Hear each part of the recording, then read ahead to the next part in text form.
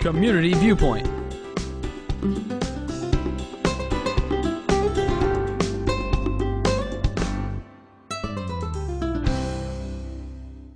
And welcome to another edition to Community Viewpoint. I'm John Pawlak, your host for the segment, and welcome once again. And this is going to be an interesting program because it's a subject that's near and dear to my heart, because before I came out to Pahrump, I've been educated in water treatment and wastewater treatment. And this past week we had a main break, a water line break, and there was some miscommunication within the town.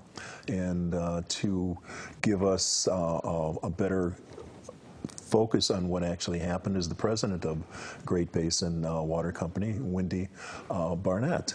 And Wendy, thank you for taking time out to talk to us. I understood everything was happening that was happening, but I've been trained in this, so it's a little bit easier for me. So there was some misinformation. So could you give us maybe a timeline and what went good, what went bad, if you would?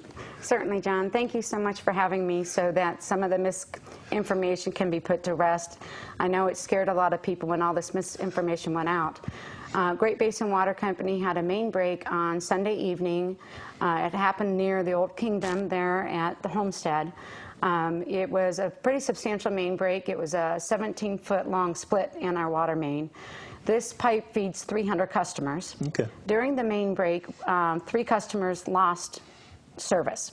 So by law, the trigger is a loss of pressure. So those 3 customers lost pressure. And so by law, we would have to issue a precautionary boil order while we collect samples. Because it was a substantial main break, we really felt like we wanted to let everybody on that, of those 300 customers know, and we issued a precautionary boil water notice. So then it takes at least 48 hours to lift that notice while we collect the appropriate samples. Right. While we're talking also, you want to put up the pictures of the pipes that were broken too, so we could see that. So this is right in front of the Kingdom? Yes. Yes. So at Homestead and 160 there. So that was, and you said that the pipe is about how old? It was an older piece of pipe. Most of the pipe in Pahrump was put in by Preferred Equities Corporation in the 70s. People. That's why I'm here. Yeah, but as you can see from the location and where that was the pipe that fed up to the winery district. Oh, okay. So it was only customers in the winery district that were impacted. Affected, yes. Yes. Okay, and it was definitely only a water pipe. It was nothing else. Yeah, it was one main break. It was a 12-inch water pipe. Right. So what transpired after that? You realized you had to contact the people. How did you go about doing that? Because it was 300, we actually did it through voice reach to notify them that they needed to boil their water.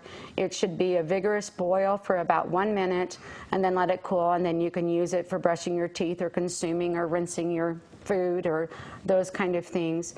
If you hand wash your dishes, you should also boil that water. So we did it by voice reach, and that's one reason I would really, really encourage my customers to please have a phone number on file with us so that if there is an emergency or another issue with your water, we can let you know via phone. And how do they get in touch with you? My phone number is 844-694-4404. There it is, yes. And customer service would be thrilled to put your phone number in your account record. It won't be sold. It won't be used for any other reason. But there are times like this when we might need to get a hold of you. Mm-hmm. And when they call that number, will they get a recording or a real person? Office hours, they'll get a real customer service person. Our office hours are 7:30 to 4, Monday through Friday, except for holidays. Mm-hmm. After hours, you'll get a voicemail tree, and so you'll have to pick a couple selections to get to the Pahrump on-call person, and then a live field personnel will answer the phone to help you with any problem you might have after hours. Yeah, you have to do that with the Sheriff's Department now, too. When you get the non-emergency number, you still have to go through the numbers. Yes. Darn it. Tell us a little bit more that we should know about what transpired this week. Now, it was in two papers. It's probably going to be in the Mirror, too. I didn't see that yet. Yep. I apologize for that. I can't remember either. I'm sorry. But the information was correct in both editions. In both editions of the newspaper, the information was correct about it being 300 customers in the winery district, and that there was never any contamination of the water. All of our sample results come back clean. Per Nevada Administrative Code, we have to take 2 samples 24 hours apart, back to back. So a precautionary boil order notice is going to last at least 48 hours while we collect those samples. But both samples came back clean. There was never an issue with the water. We did this as a precaution because, as I said, our customer safety is paramount to us. Right. And I did digging this morning, and you brought the information also from the NACs or the NRCs? It's in the NAC. NAC, yes, the information that you have to go through, the hoops that you have to jump through. So I went through there myself, and everything, as you said, that's the way it was. Right. But like I said, I had some training before I came in here, so I had a little bit more of a heads up. What else should we be doing to make sure that this doesn't happen again? Social media is bad sometimes. Social media, like all things, have its up and downs. Right. But if you have a question about your water, please call us at 844-694-4404. Of course, I've lived in Pahrump for over a decade. I had people calling me at home, Assemblyman Oscarson, some of the restaurants and casinos, and I could help them personally. But my phone might be busy with one of them if you try to call me personally, so please use that other phone number. I mean, if you have my cell phone number, call me. See you at the powwow. I think the important thing is, to get the facts, John, to know where it's at. I talked quite a bit with Bill Loken at the winery, who of course is in the winery district, about, what happened and what are the risks and what he should do in the restaurant business. Okay. And that went well? That went well. Because he spoke to you directly? Yes. Yes.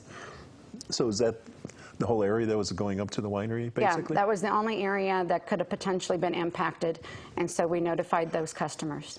And you have a lot more areas that you cover that are not connected to that. So if you had a break here, it's not all of Great Basin's water that may be contaminated. I think that's a really good point, John.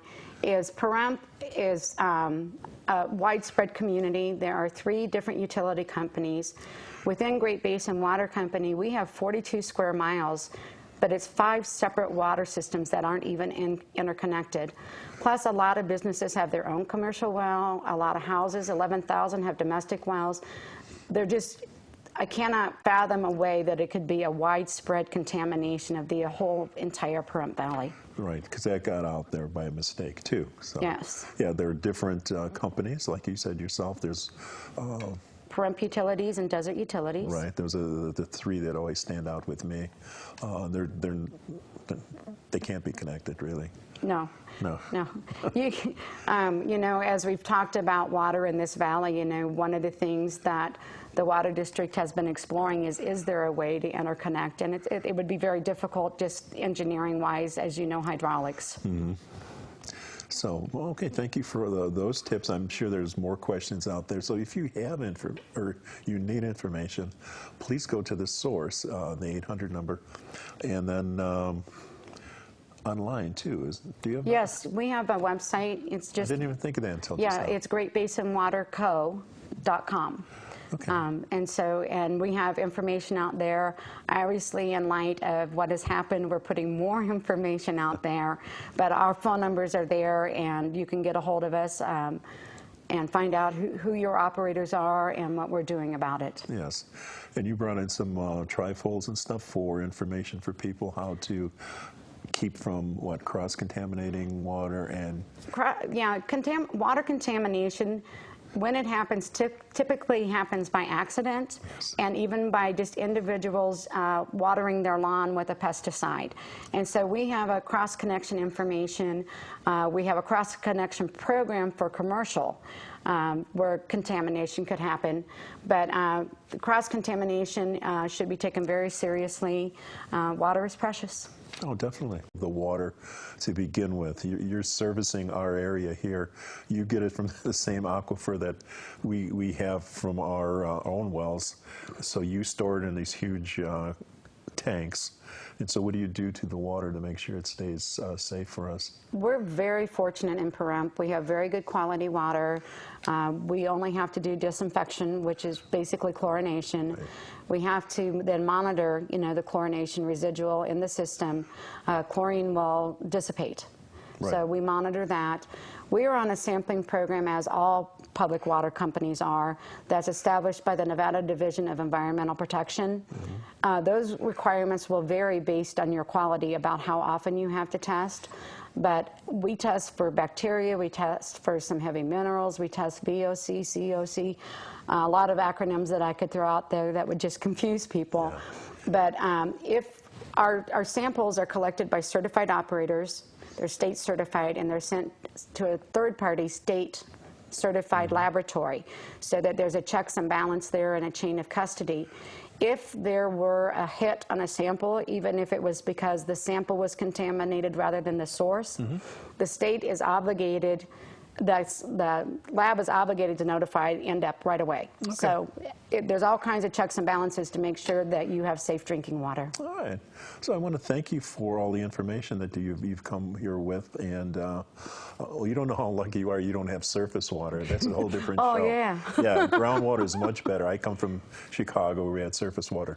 A lot more things have to happen to it to make sure that that's clean. But that's a different show. But thank you very much for stopping by and clarifying some of the issues here, some of the misconceptions.